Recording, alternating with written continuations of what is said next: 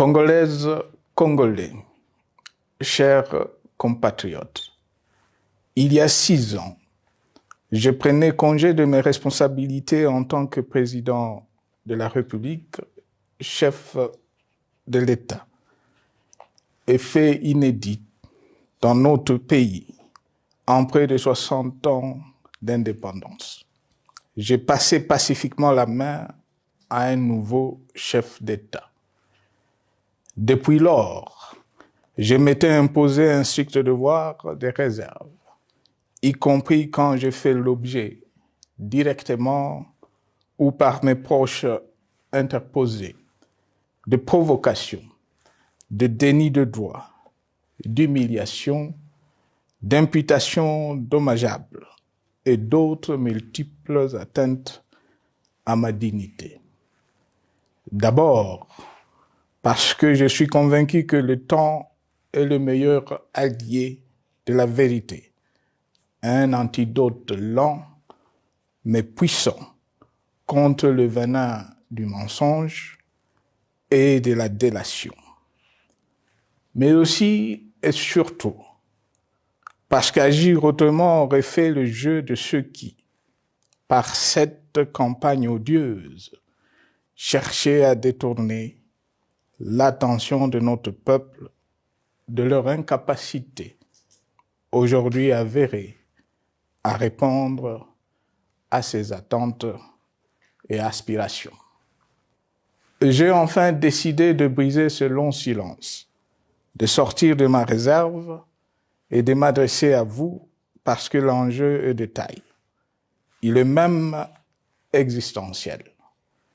Non pas pour ma famille politique ou biologique, moins encore pour ma modeste personne, mais plutôt pour la nation congolaise et pour l'avenir de notre cher et beau pays.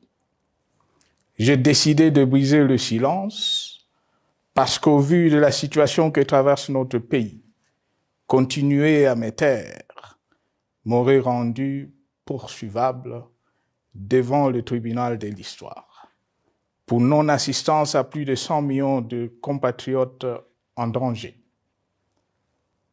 Je saisis cette opportunité pour partager avec vous mes réflexions et participer ainsi à la recherche de la solution à la crise que traverse notre pays, la République démocratique du Congo, terre de nos ancêtres, car il est gravement malade et son pronostic vital engagé.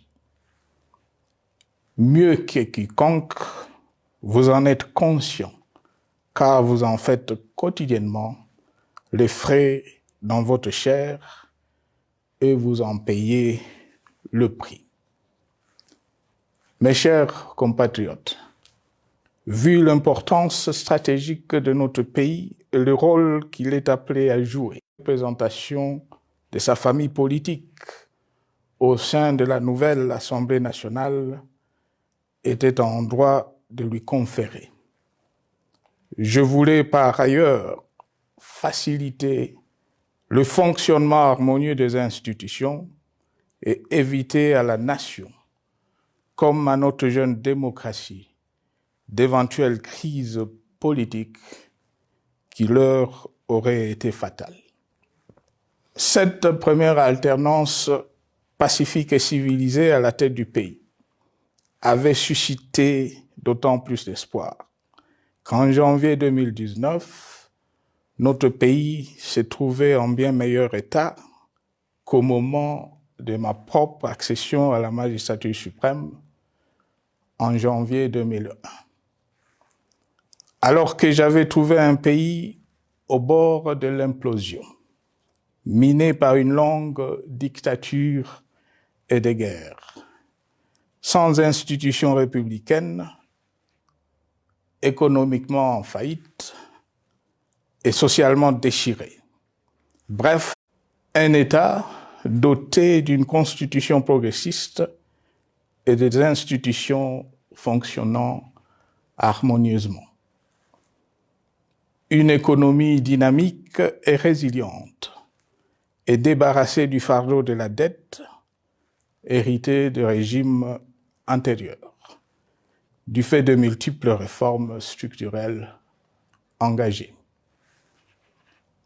Une armée nationale républicaine de plus en plus professionnelle et capable de relever le défi de la défense de l'intégrité du territoire national. Une démocratie en constante consolidation, avec notamment l'organisation sur fonds propres d'un troisième cycle électoral. Le cœur serré, je constate qu'à peine 6 ans après, ce bel héritage en indivision, légué à l'ensemble de notre peuple, a été complètement dilapidé par celui qui en avait reçu la garde. Que notre pays offre un spectacle de plus désolant et qu'il suscite d'autant plus de désespoir au sein de notre peuple et de pitié et de moquerie à travers le monde, que l'inconscience de ses dirigeants ne permet aucun espoir de redressement. Cette détérioration rapide de la situation générale du pays est principalement due à l'iverse du pouvoir sans limite. Le nouveau dirigeant s'illustre en effet par une série de remises en cause, reniements et violations intentionnelles de la Constitution, avec en toile de fond la volonté irrésistible de concentrer tout le pouvoir entre les mains d'un seul homme, au mépris du pacte qui cimentait la cohésion de notre peuple.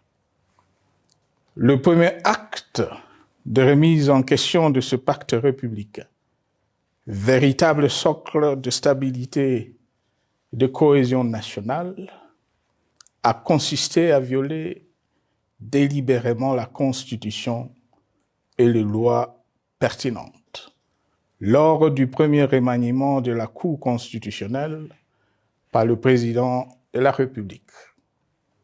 La violation de ce texte juridique, fondement de tout état de droit, pour de simples raisons de confort politique, est devenue, depuis lors, une marque distinctive de la gouvernance de notre pays. Dans le même esprit, en décembre 2020, il fut organisé un coup d'État institutionnel à la suite du renversement en pleine mandature d'une majorité parlementaire, pourtant dévolue par le peuple souverain, ainsi que le gouvernement qui en était issu.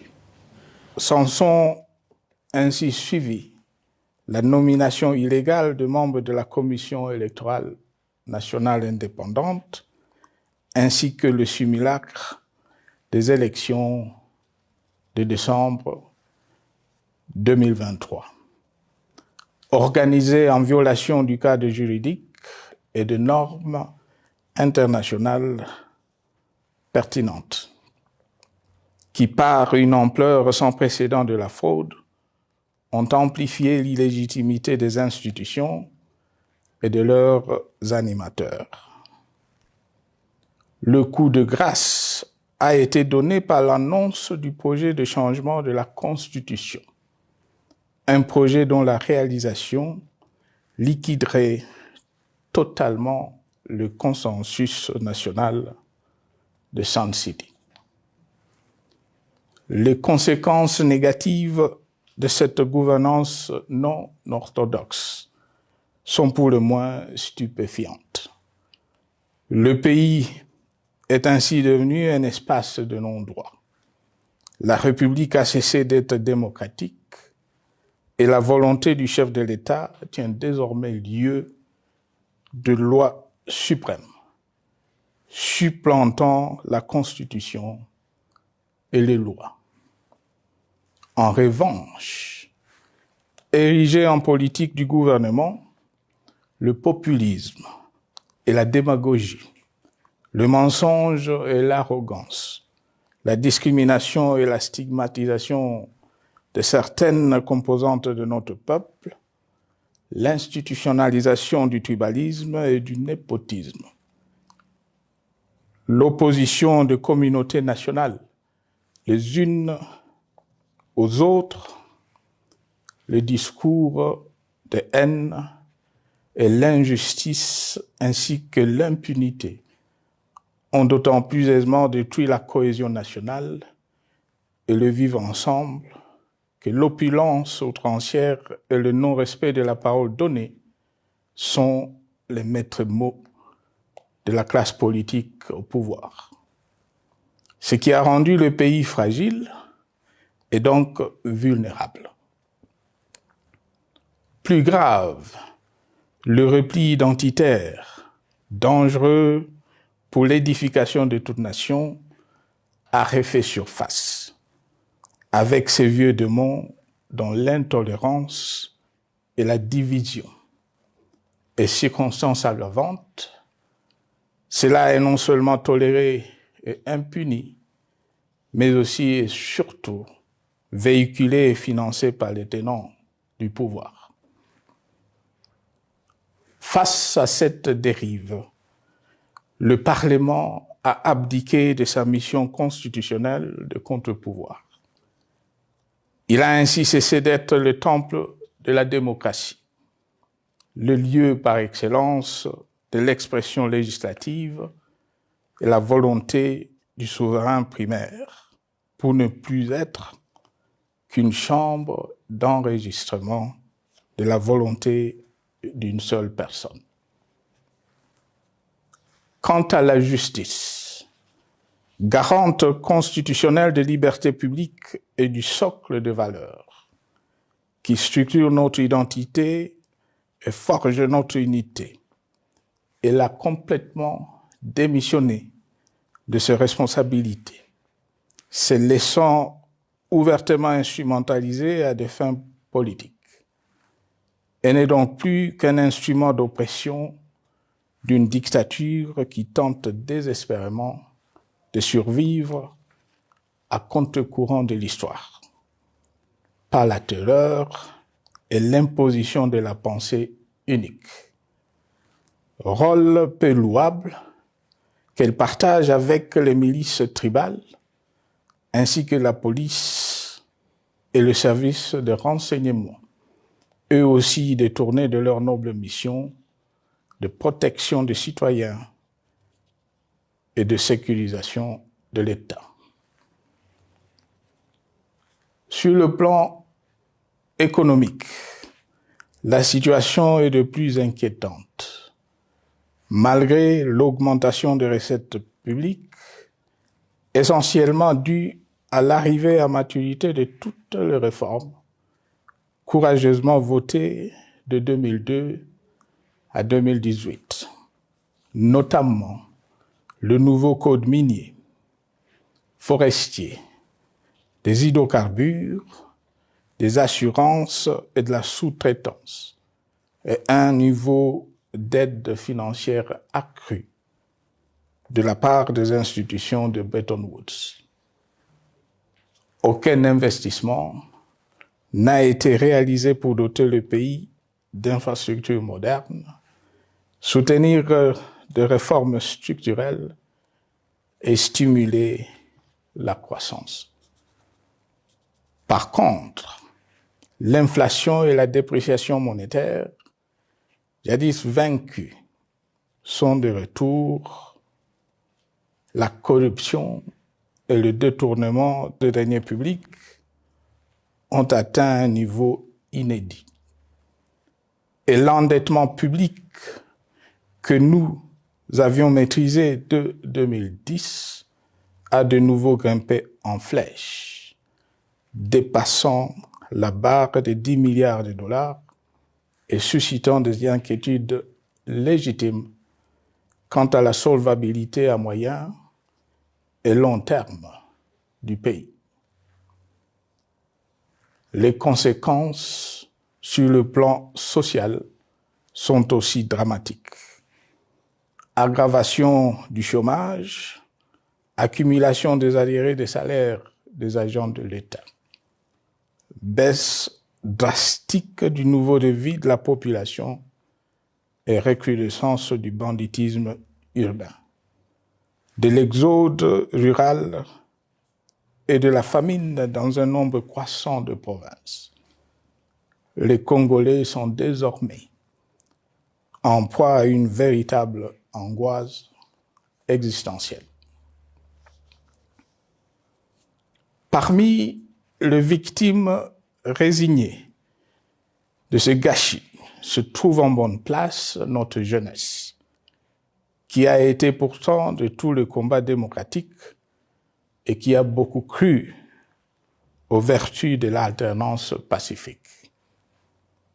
Aujourd'hui, sans repère ni perspective sérieuse du lendemain, et se sont abandonnés, laissés à la merci des entrepreneurs de conflits et de vendeurs d'illusions de tous bords. Rien de ce qui lui a été promis depuis 6 ans n'a été réalisé. À cette jeunesse désabusée, comme à l'ensemble de notre peuple, nous tenons à donner une assurance. L'échec d'un régime compromet, mais ne scelle pas définitivement le sort d'un peuple. Mes chers compatriotes, s'agissant de la situation sécuritaire, dans les grandes agglomérations comme dans nos campagnes, elle est partout plus que préoccupante. C'est le cas notamment au nord Kivu, au sud Kivu, en Ituri, au Maniema, au Tanganyika, au Katanga et au Mai-Ndombe, province pourtant voisine de Kinshasa, capitale du pays et siège des institutions. Le sang de nos compatriotes civils et militaires, valeureux officiers et soldats des rangs, mais aussi députés, éminents membres de la société civile ou de partis politiques, a ainsi abondamment et gratuitement coulé. Du fait de l'intolérance, du cynisme, voire pire, d'un terrorisme d'État pratiqué dans un seul et unique dessein, l'abus du pouvoir pour le pouvoir. C'est le cas, entre autres, de sang de plusieurs centaines de détenus du centre pénitentiaire de rééducation de Makala, sauvagement abattus dans la nuit du 1er au 2 septembre 2024, victimes sans défense d'un crime incontestable contre l'humanité, à ce jour resté impuni. Il en est de même de membres de la secte mystico-religieuse Wazalendo de Goma, de jeunes de la Junafek à Lubumbashi et du massacre des adeptes de l'église Mbidi à Kilwa. Cette déliquescence de la situation sécuritaire est due à la mauvaise gouvernance du pays qui, dans ces secteurs, est aujourd'hui caractérisé par une formation militaire bâclée, des recrutements et mises en place ethniquement motivés, ainsi que par l'emprisonnement sans jugement, aussi bien de plusieurs militaires et officiers de haut rang que des agents de l'ordre et de sécurité, majoritairement swahiliphones.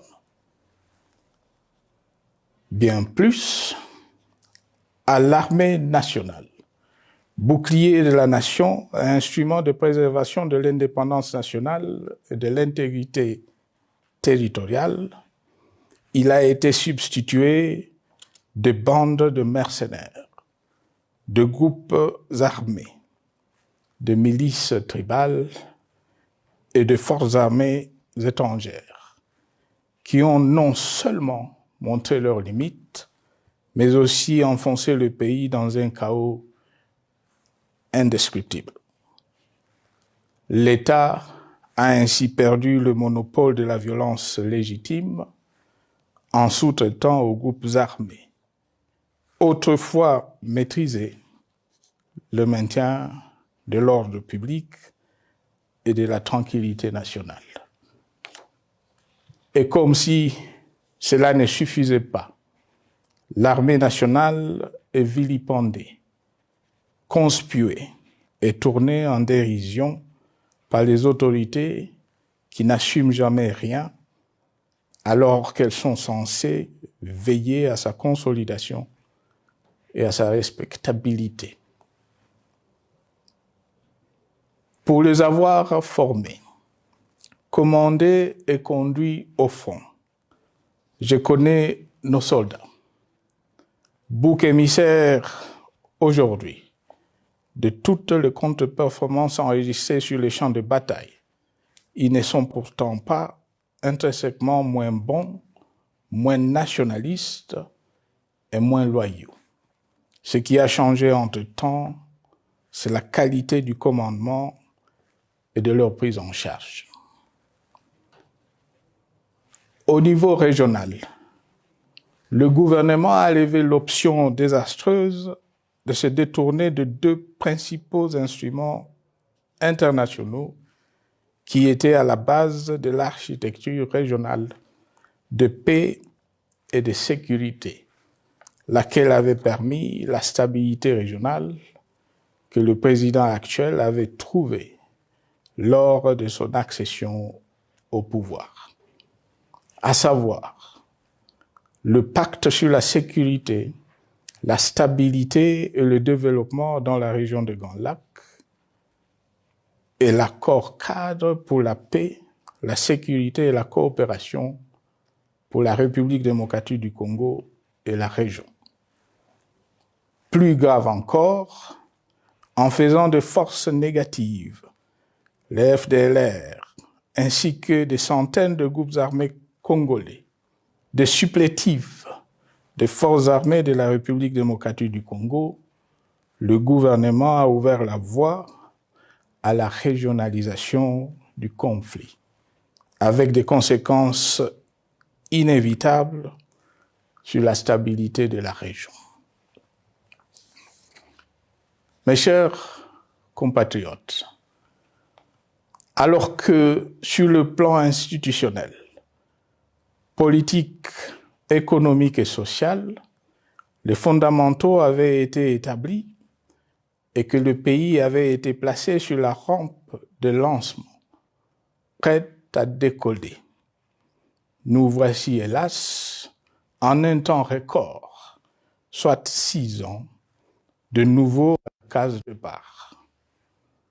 Seul d'un État failli, divisé, désintégré, au bord de l'implosion, inscrit en bonne place au palmarès de pays pauvres, le plus corrompu et très endetté.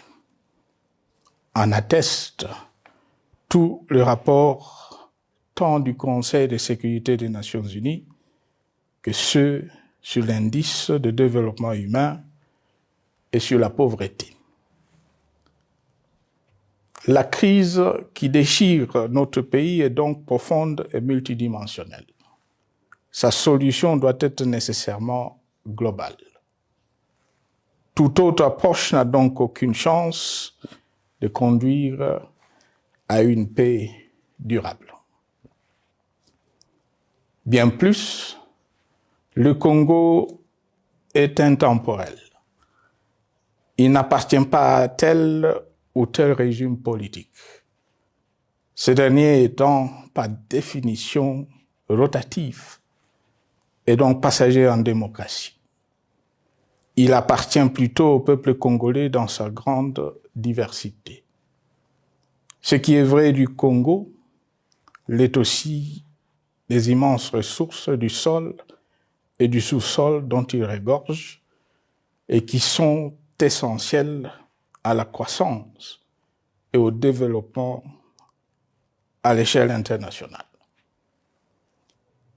Que tous, au pays comme à travers le monde, en tiennent compte et qu'ils inscrivent leurs projets dans une perspective qui privilégie l'intérêt du Congo et des Congolais, plutôt que celui de ceux qui, à un moment ou à un autre, dirigent le pays.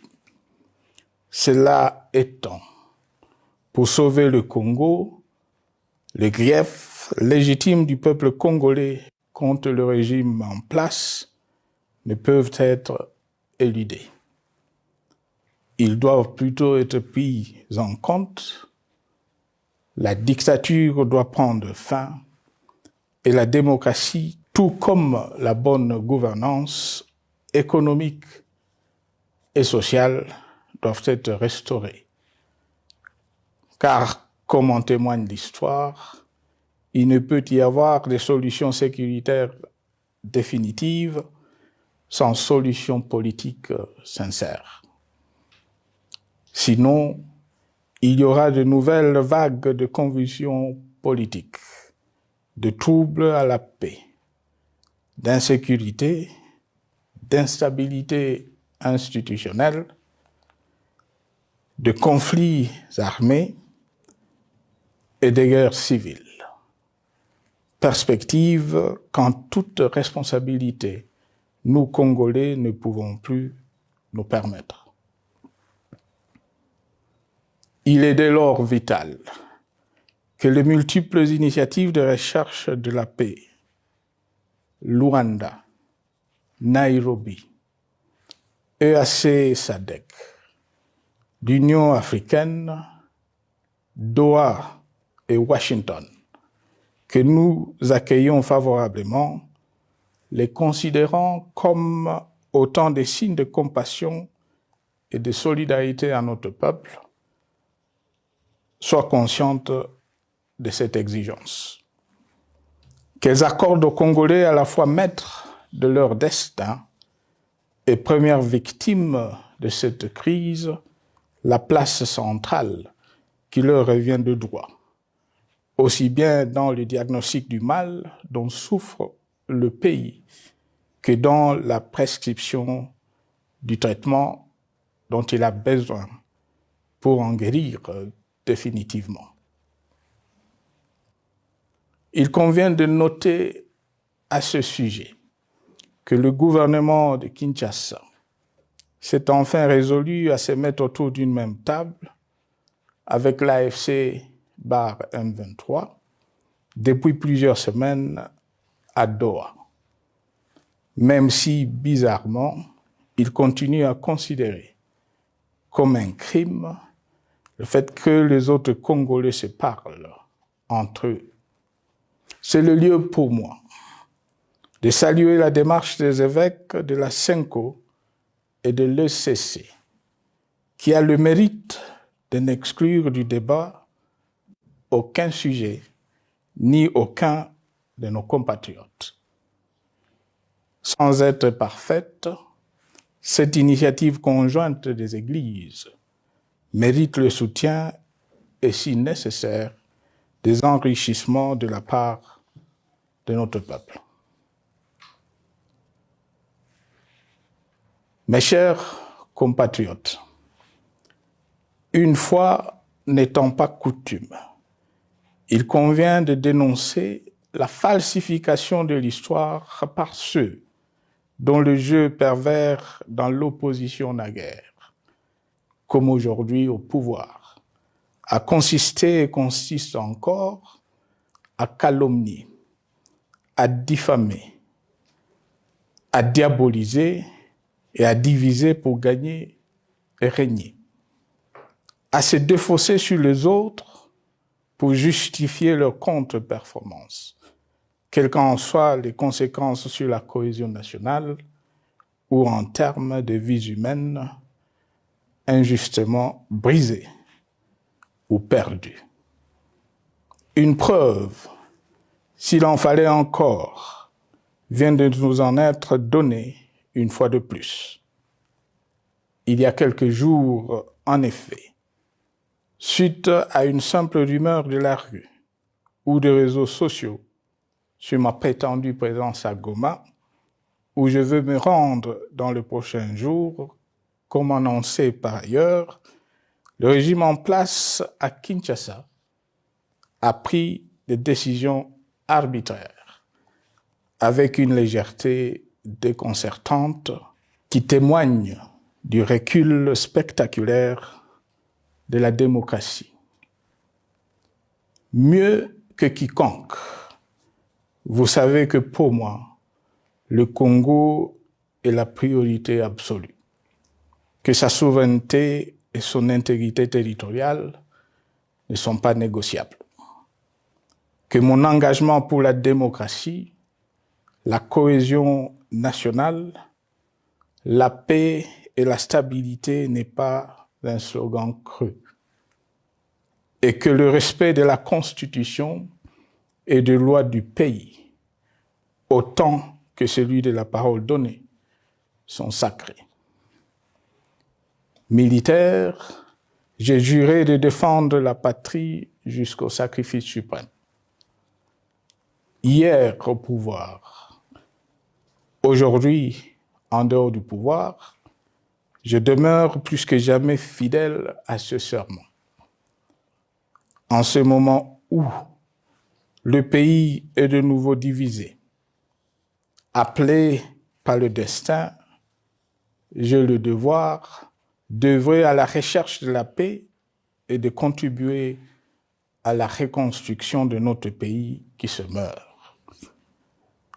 C'est dans cet esprit que j'ai choisi ce moment pour exprimer ma sympathie à l'endroit de toutes les victimes du conflit en cours, de réconforter et marquer ma solidarité avec la population de la partie orientale.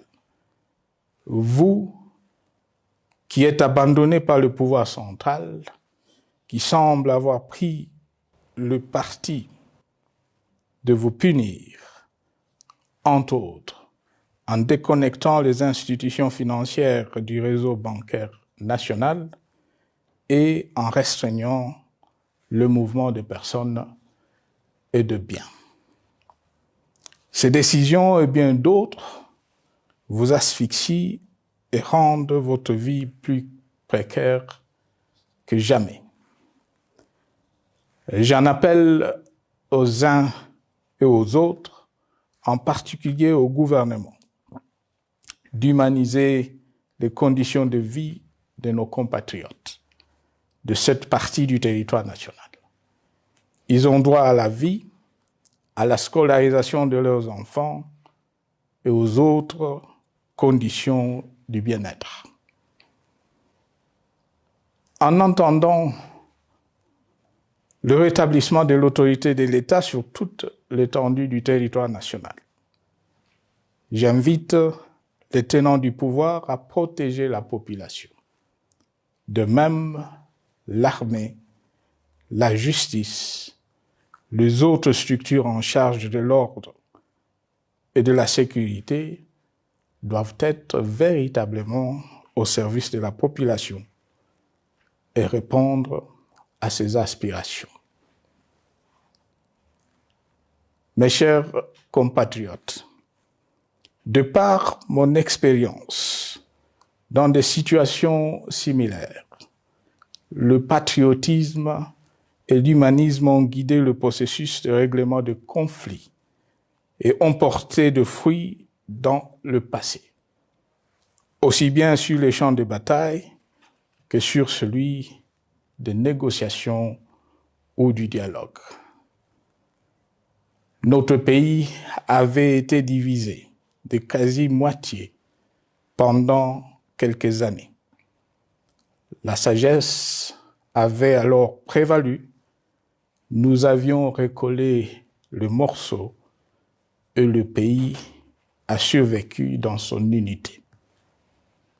C'est ainsi qu'après quelques années de réflexion sur la crise en cours, après avoir consulté des chefs d'État et des anciens chefs d'État de la région, ainsi que des acteurs politiques et sociaux, nationaux et étrangers, j'ai fait ce jour une proposition qui engage la nation tout entière à un sursaut patriotique pour un pacte citoyen afin de tirer le pays du gouffre. Le travail hardi qui s'impose à nous portera notamment sur les 12 points suivants. 1. Mettre fin à la dictature, mieux à la tyrannie. 2. Arrêter la guerre. 3. Rétablir l'autorité de l'État sur toute l'étendue du territoire national. 4. Restaurer la démocratie en revenant aux fondamentaux d'un véritable État de droit. 5. Rétablir les libertés fondamentales. 6. Réconcilier le Congolais et reconstruire la cohésion nationale. 7. Relancer le développement du pays par la mise en place d'une bonne gouvernance économique, une gestion administrative et financière orthodoxe et une répartition équitable des ressources nationales. 8. Relancer le dialogue sincère et permanent avec tous les pays voisins en vue de l'instauration de la paix et du développement durable dans la région. 9. Rétablir la crédibilité du pays auprès de partenaires au niveau tant régional, continental qu'international. 10. Neutraliser tous les groupes armés nationaux et étrangers et rapatrier ces derniers dans leur pays d'origine. 11. Mettre définitivement fin au recours et à l'utilisation de mercenaires, conformément à la Convention de l'Union africaine sur l'élimination du mercenariat en Afrique du 3 juillet 1977 et à la résolution des Nations Unies du 4 décembre 1989 portant sur la Convention internationale contre le recrutement, l'utilisation, le financement et l'instruction de mercenaires et rapatrier sans condition ceux qui sont déjà déployés sur le sol congolais. 12. Ordonner le retrait sans délai de toutes les troupes étrangères du territoire national. À ce sujet, je salue la décision sage des pays de la SADC de retirer les troupes de la SAMI DRC de notre pays. Vu l'immensité de la tâche ainsi décrite, je lance un appel solennel à tous les Congolais, sans distinction de sexe, d'ethnie, d'âge, de classe sociale, de zone géographique ou d'appartenance politique, qui aiment passionnément le Congo, qui sont prêts à tous les sacrifices, qui adhèrent sans réserve au pacte républicain de Sun City et qui tiennent au respect de la Constitution du 18 février 2006, à se dire autour de ces objectifs. Il s'agit de la refondation de l'État et de l'édification d'un pays qui a perdu ses repères. Mobilisons-nous et mettons à profit tous les moyens à notre disposition pour restaurer l'unité nationale, sauver le Congo et préserver son indépendance. Car l'Afrique et le monde nous regardent. Mes chers compatriotes, le Congo vaut mieux que la caricature qu'en donnent ses dirigeants actuels.